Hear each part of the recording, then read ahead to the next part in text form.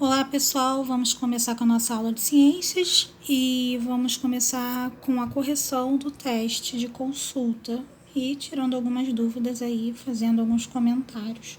Logo em seguida a gente vai para o livrinho para as atividades da semana, ok? Então vamos lá no número 1, todos comigo. Todos os dias, em diversos momentos, devemos lavar nossas mãos, pois assim é possível combater, evitar algumas doenças causadas por vírus ou bactérias. Abrindo um parênteses aí, a gente tem aí no caso esse coronavírus, Covid-19, que antes da gente entrar em isolamento, fizemos uma aula de como manter a higienização das mãos, a tia ensinou como lavar, expliquei que o uso da água e sabão é mais eficaz que o álcool em gel. Claro, o álcool em gel não deve ser descartado de forma alguma, ele tem que ser usado sim para uma proteção a mais, principalmente se você estiver na rua e na rua não tiver água e sabão, mas o ideal sempre é higienizar as mãos com água e sabão, ok? Então vamos continuar. Cite as 3 principais doenças que podemos adquirir se não tivermos o hábito de lavar as mãos. Bom, as doenças respiratórias, diarreias, infecções de pele, né? São 3 das doenças que podemos adquirir por meio de bactérias, de vírus, enfim, respiratórias, porque acabamos o vírus às vezes entrando aí pela boca, pelo nariz, a gente coloca a mão muito no rosto, coça o nariz, né? E isso aí pode causar diversas doenças, como essas 3 aí que estão sendo citadas. Número 2. Bactérias, protozoários e vírus estão em todos os lugares, como a água, no chão, no ar, em nosso corpo, nas coisas que tocamos, nos alimentos. Sim, em todos os lugares, gente. Eles são seres muito pequenos, que só podem ser vistos por microscópio. E existem 2 tipos de microscópio. Então, vamos relacionar aí. Pode aumentar em algumas centenas de vezes o tamanho da imagem. Seria qual tipo de microscópio? Seria um microscópio óptico. Ele aumenta em centenas de vezes. Porém, tem um que aumenta em milhares de vezes, ou seja, ele aumenta muito mais, que é o microscópio eletrônico, certo? Número 3. A falta de higiene e saneamento básico na Europa medieval deu origem a uma bactéria. 1/3 da população do continente morreu por causa dessa bactéria. Qual foi o nome dessa bactéria? Gente, é a letra B, tá? Yersinia pestis. Lembrando, não vamos confundir o nome da bactéria com o nome da doença. O nome da doença, na verdade, foi a peste bubônica, só que ela recebeu um nome assim, como se fosse um apelido para a doença, como peste negra. Mas o nome da doença em si é peste bubônica, tá? E o nome da bactéria é Yersinia pestis. Número 4.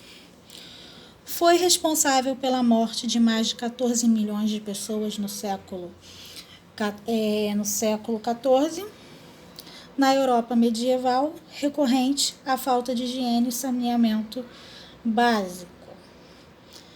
Bom, poderia ter aí também a peste bubônica, que seria a mesma coisa da peste negra, mas eu coloquei como alternativa a peste negra. Portanto, é peste negra, letra A. Falando agora sobre vacinação, ok?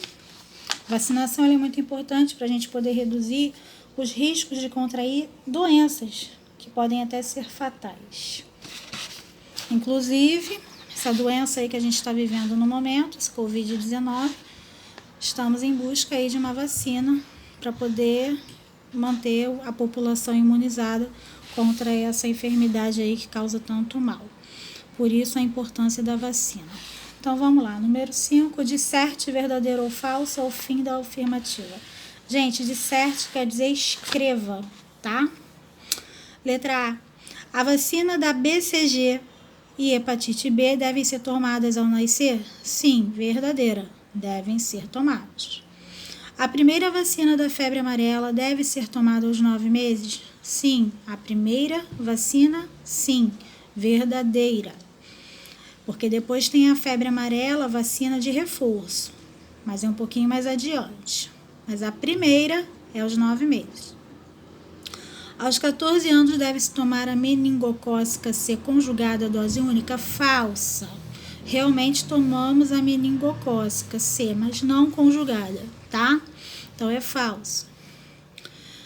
De 9 a 14 anos deve-se tomar a vacina que imuniza do HPV, 2 doses, e a meningocócica C, reforço ou dose única, verdadeira.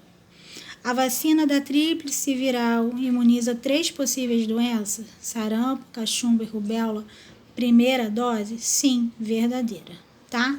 Tríplice porque o nome já fala, né? 3 é como se ela conseguisse imunizar de 3 doenças na mesma vacina.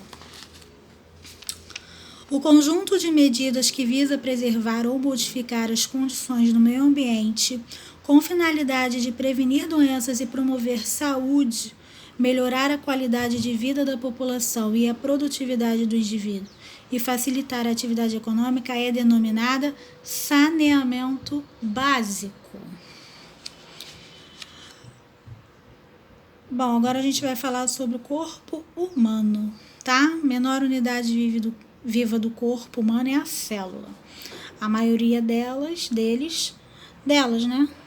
Só pode ser vista por microscópio. Número 7, complete o trecho. As células, por sua vez, formam os tecidos, que se agrupam e formam quem? Os órgãos. Todas as partes do corpo humano, desde a célula até os sistemas. O esqueleto humano ele é formado por aproximadamente 206 ossos.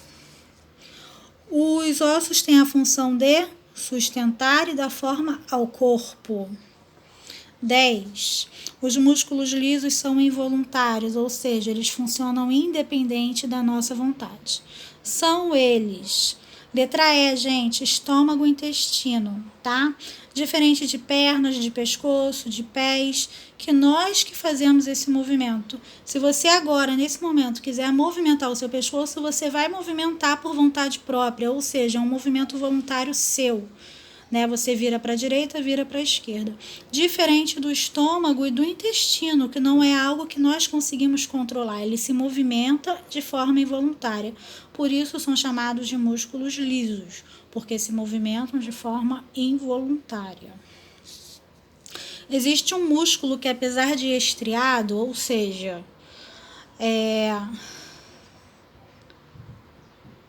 apesar dele se movimentar de forma voluntária, ele tem seus movimentos involuntários, ou seja, ele está na classe dos estriados, né? Como se fosse o movimento das pernas, dos braços, dos pés, porém o seu movimento é involuntário, mas ele é denominado estriado. O nome desse músculo é chamado de coração. Ok, gente? Acabamos por aqui a nossa correção de ciências. Façam direitinho, analisem bem as questões e agora vamos para as nossas atividades da semana.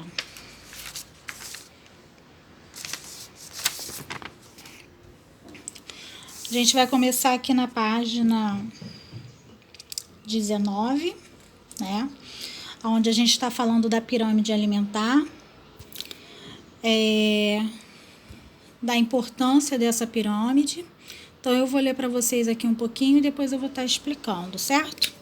A pirâmide alimentar é um instrumento criado por pesquisadores para orientar as pessoas sobre os alimentos que devem estar incluídos regularmente, aqueles que devem ser evitados ou ter o seu consumo reduzido na alimentação diária.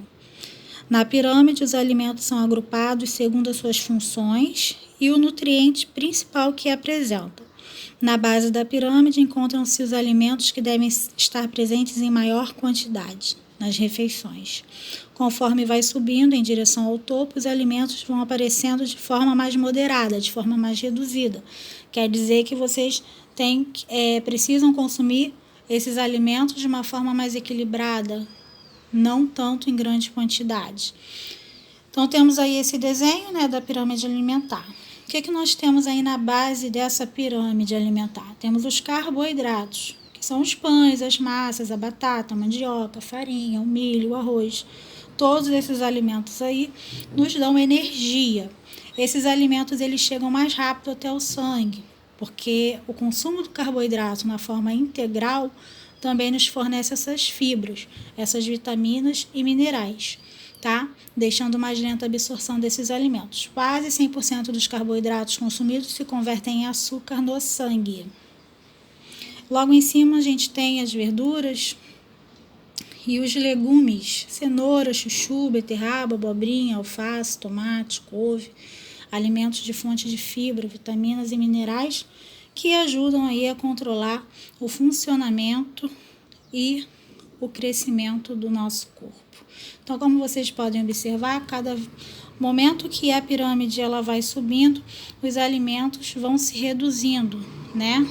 Como, por exemplo, o leite, os produtos lácteos, os açúcares, os doces, o óleo, as gorduras que está lá no topo da pirâmide.